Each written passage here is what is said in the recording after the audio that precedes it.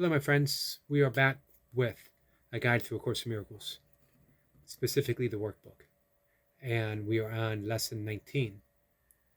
If you remember lesson 18, I hope you do, it says, I am not alone in experiencing the effects of my thought.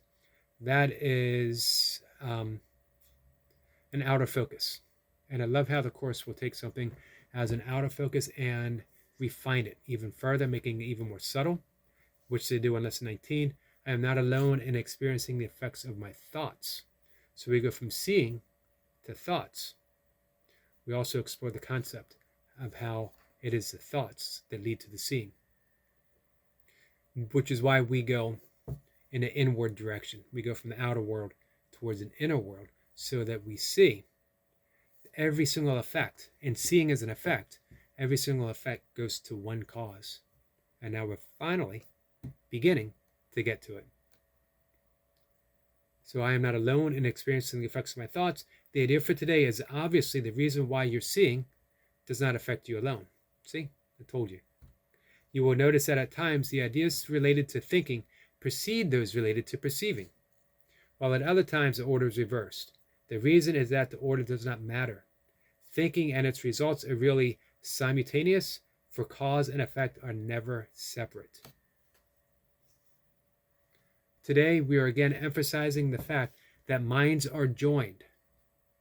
One mind. This is rarely a wholly welcome idea at first. That made me laugh, made me smile, because it isn't. Since it seems to carry with it an enormous sense of responsibility, and may even be regarded as an invasion of privacy. Thoughts are shared. You can look around the world and see that it's so.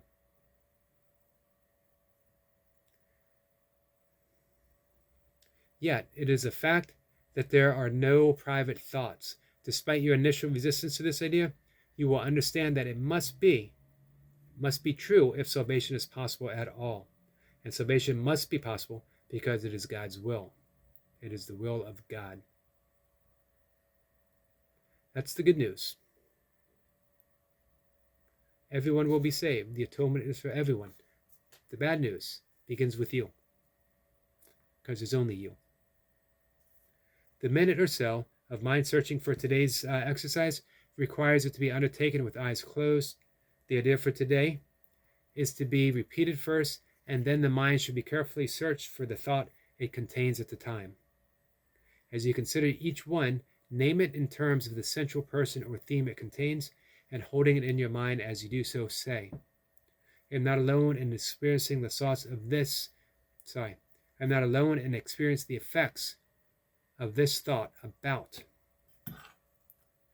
coffee cup,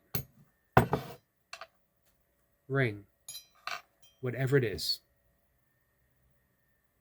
Whatever thought comes into your mind, whatever thought of an object that comes to your mind.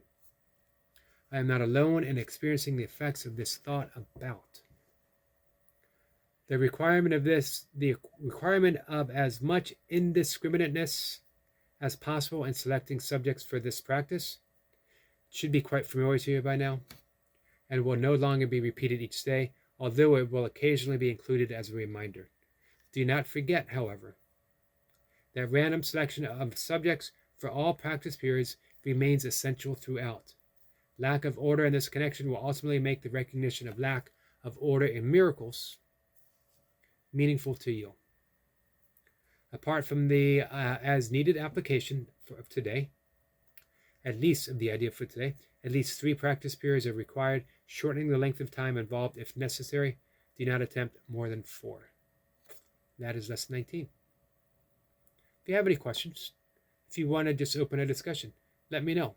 It's been a while since I've had a Course in Miracles and Tea Time live stream.